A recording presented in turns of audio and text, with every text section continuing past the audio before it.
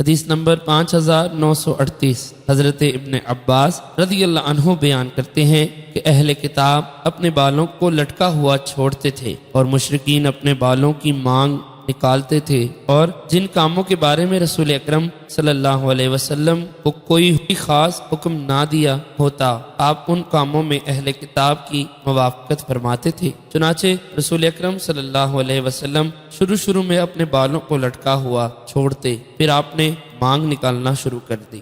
حدیث نمبر 5939 امام مسلم رحمۃ اللہ علیہ نے اس حدیث کی ایک اور سند ذکر کی ہے۔